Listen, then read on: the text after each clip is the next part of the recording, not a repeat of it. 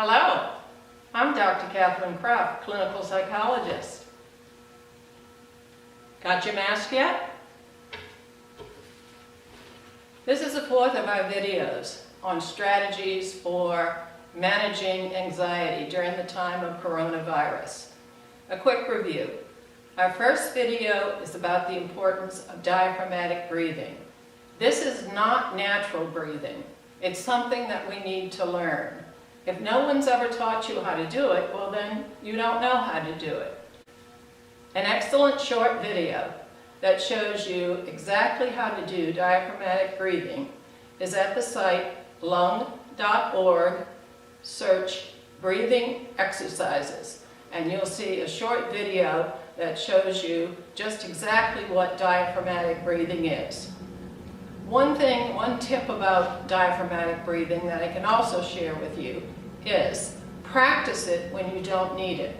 When you're standing at the kitchen sink doing the dishes, that's an excellent time to practice your diaphragmatic breathing. When you get up from the couch to go to the bathroom, that's a good time, walking to the bathroom, to practice your diaphragmatic breathing. If you're going out in the backyard to get some exercise by walking around the perimeter for 5 or 10 or 15 times, pick one of those times to go ahead and practice your diaphragmatic breathing. Get the idea of diaphragmatic breathing into your brain so that when you need to do it, you'll be able to launch yourself into it automatically and quickly. Our second strategy for managing anxiety, which we talked about in videos 2 and 3, are to move ourselves from a position of disconnection to connection. Social distancing does not mean emotional distancing. Whereas diaphragmatic breathing is not natural, we have to teach ourselves to do it. Being a social creature is absolutely natural to us. Being social is who we are as human beings. This gives us a feeling of connectedness, belongingness. I recommend that everyone seek as best they can to belong to at least 2 kinds of groups. One large group and one small group. A small group may be family, it may be a circle of close friends, some group that you meet with regularly, that is in ordinary times you met with this group regularly. These are the people that you turn to for connection. Connection builds community.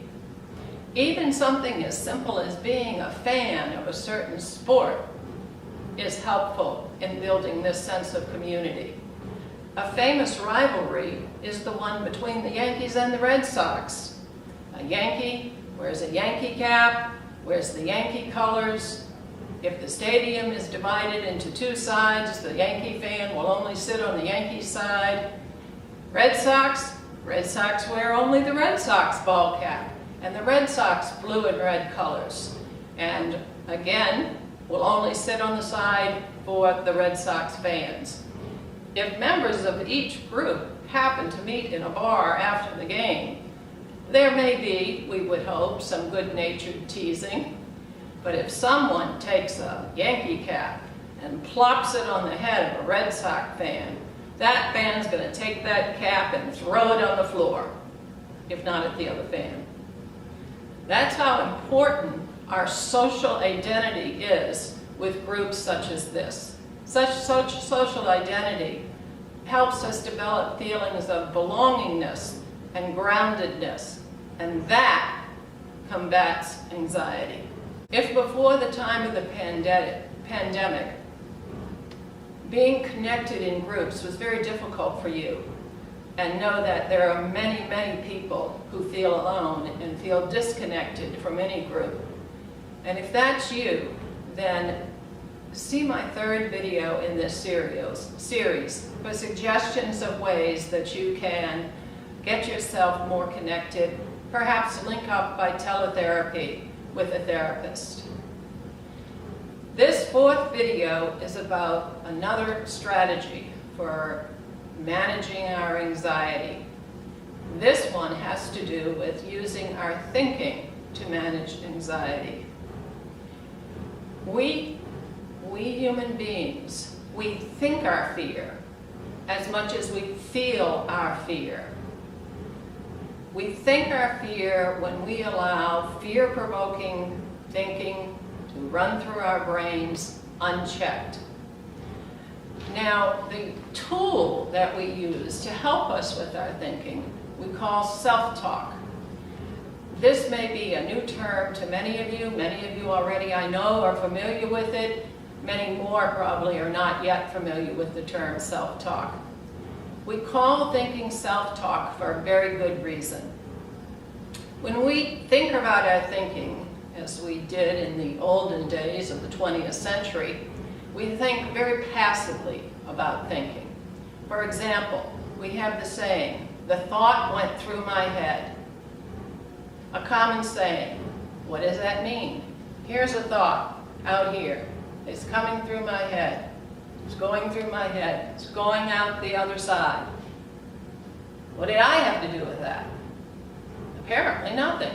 It just happened to me. We have another thought, another saying that people use. I can't stop thinking about. A thought keeps going and going and going through our head. And we have the perception, it's just happening to me. Nothing I can do about it. The thought just keeps going through my head. These sayings show that traditionally we've taken a very passive view toward our own thinking. And as long as we allow ourselves to think about our thinking that way, then we're not going to be able to use our thinking to help ourselves. So self-talk moves us to an understanding of thinking that is much more active and dynamic. The very word self-talk says, this is something I do to myself. Thinking is something that I do to myself within myself. I am in charge of my thinking. I can learn to direct my thinking. Especially when the thinking in question is a fear-provoking thought, a thought by which we scare ourselves. Start managing your thinking, your fear-based thinking, by asking yourself, what do I say to myself? Which, when I say that to myself, I get scared. Now, of course, in this time of pandemic, we're all thinking, oh, this thing might kill me. Yes, it's a deadly virus. And managing our anxiety with self-talk does not mean blissful denial of reality. What else are you saying to yourself? Recently, someone, in talking about the pandemic and their concerns for an elder loved one, said, your thoughts go to the worst place. That is so true. You go to the worst thoughts. That is fear. Fear does that to us. It is a dangerous place to be, because when we're scaring ourselves with our worst thoughts, we may be also moving ourselves away from factual reality.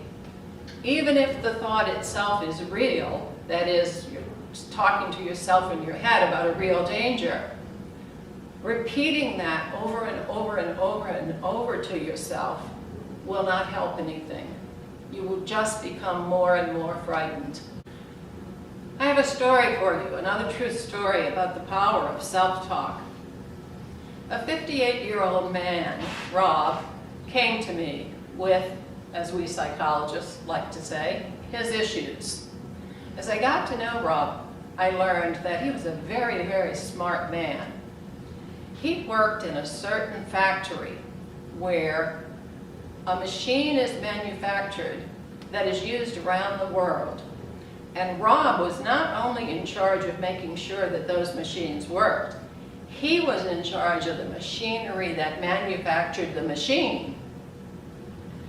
When the college boys came right out of college with their brand new degrees in civil engineering, Rob told me proudly, management places a guy with me, and this is a direct quote, so I can teach him his job. He knew his job and also told me, I can tell what's wrong with a machine by just listening to it. Rob was very, very good at what he did and very smart.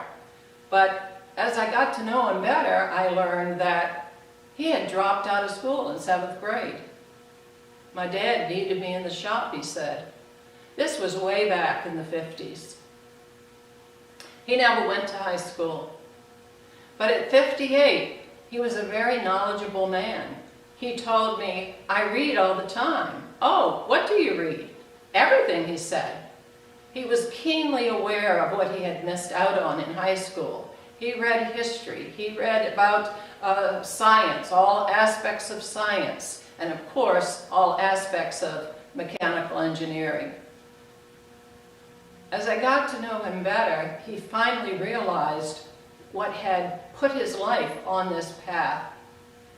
Around 3rd or 4th grade, when he was 8 and 9, he was struggling mightily to learn how to read. If the sentence was, the dog slept in his bed, Rob would look at it and he would see the God slept. No, wait, God doesn't sleep. No, the dog slept in his Deb. No, Deb's a girl's name. It must be bed. He was not so much reading as using his intelligence to figure out what the words must say, to make sense of them. As Rob described what he went through, I told him, I said, oh, you must have had a verbal learning disability. A what? He said. Yeah, I said, I know. In the early 50s, we didn't know much about that. And I explained what a verbal learning disability was. He said, oh, that explains it then. Explains what, Rob? Well, when I was in 4th grade, the teacher once said to me, Rob, you're so stupid. I just couldn't figure out the words. And you know, we had to read out loud, and everybody laughed at me. I understood what he was saying. I told him, I'm so sorry that happened to you. That was not very helpful to you at all whatsoever. You are not stupid. It's very clear from what you've done with your life that you are far, far from stupid. He sighed. Oh, well, nothing I can do about it now. What? Yeah, sure there's something you can do about it. You can get a GED. A what, he said? A graduate equivalency diploma. Oh, yeah, I heard of that, but I thought that was for kids. No, you can get a GED at any age. I explained to him how to call his local school district or library or high school to find out where the local GED program was.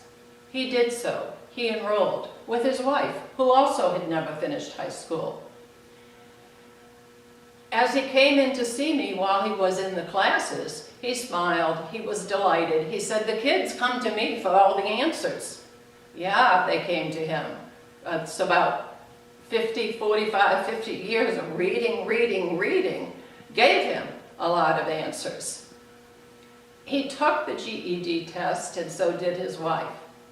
In a month he took the GED test. He passed a course, and when I next saw him, he proudly stated, and I scored 5 points higher than my wife. His grown children, his very educated grown children, gave their parents a graduation party. This story demonstrates the power of self-talk. The power of self-talk to literally govern the course of a lifetime. This was not a stupid man, but he had the misfortune of going through school at a time when no one could help him. The teacher also was probably an excellent teacher, who in a moment of utter frustration, because no one had ever taught her about learning disabilities, so in her frustration, she said those awful words. As I've gotten to know people over the decades, I've realized that people use certain words for a reason. So my hunch is that teacher, when she was a little girl, had probably been called stupid too. That's why she used the word. She indeed may have become a teacher to prove to herself and everyone else that she was not stupid. Self-talk is a powerful tool to use to direct our course of action. Fear-provoking self-talk tells your brain and your body to continue in fear. Using your self-talk to turn that around, to use it as a tool to manage your anxiety, is critical.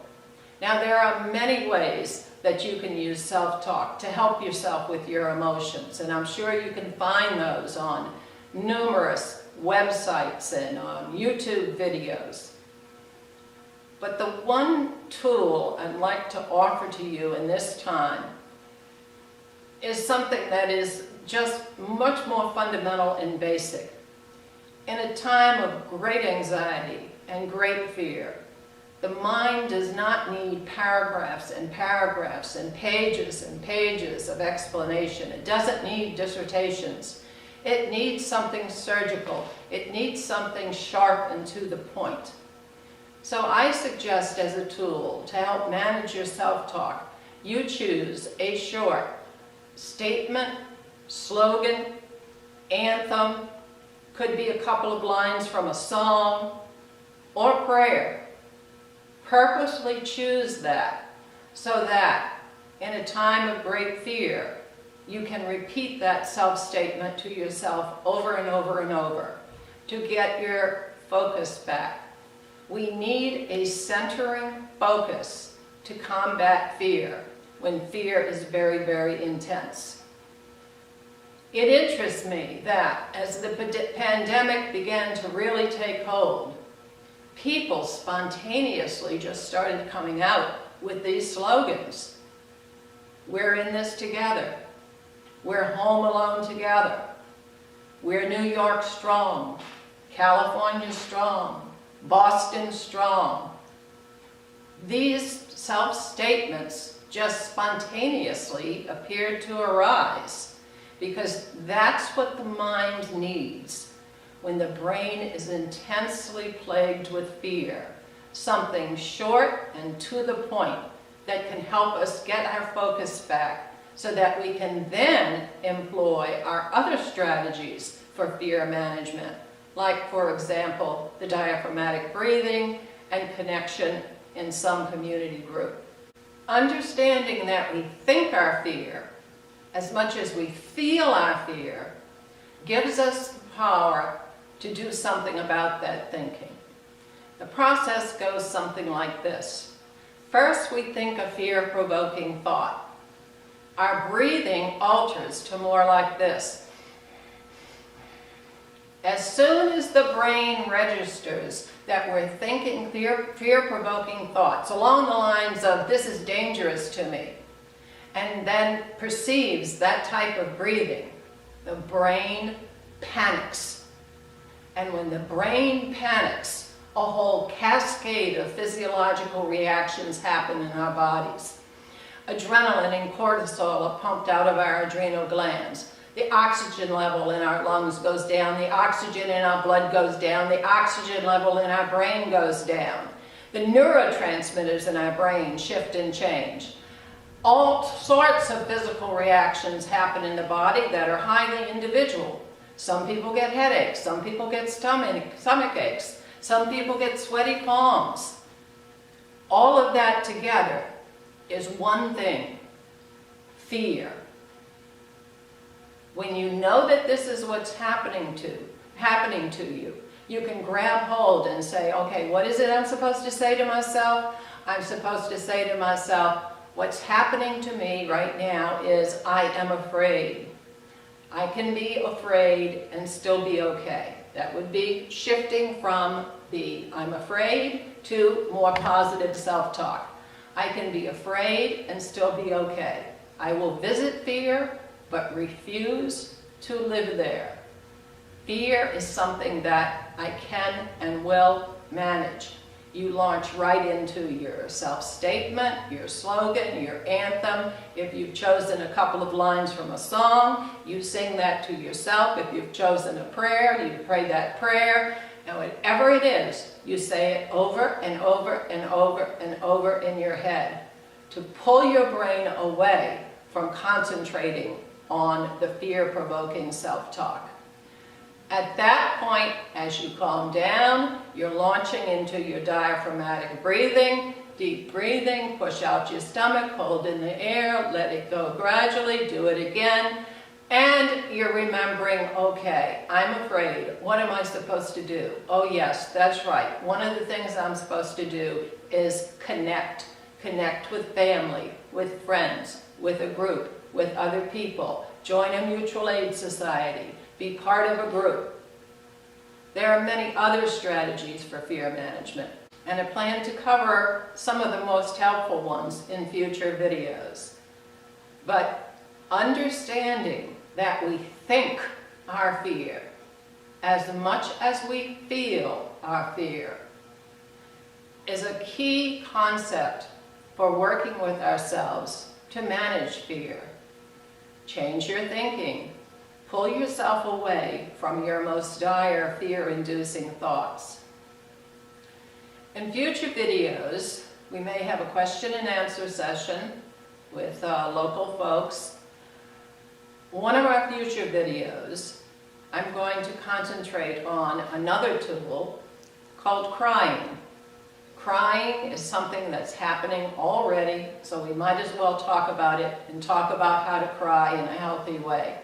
And in that video, I'll have special words for doctors and nurses and hospital administrators and nursing home people to deal in the moment with the fear that this terrible pandemic is causing.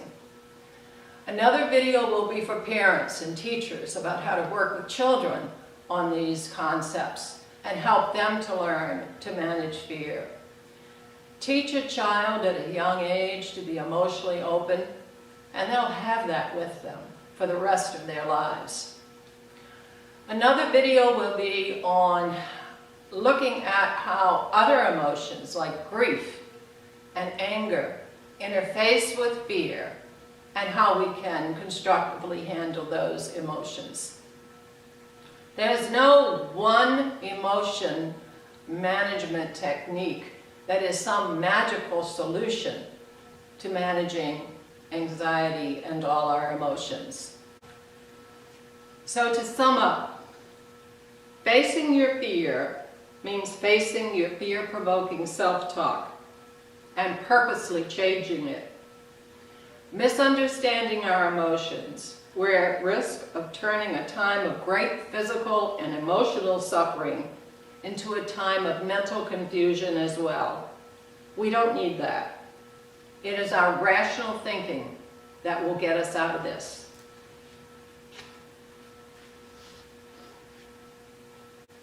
This is indeed a time in which we need to all remind ourselves that we're in this together. Visit fear, but refuse to live there. Wear your mask and figure out what self-talk you need to use for yourself to help yourself manage your anxiety. Heaven is with us. May your angels bless you.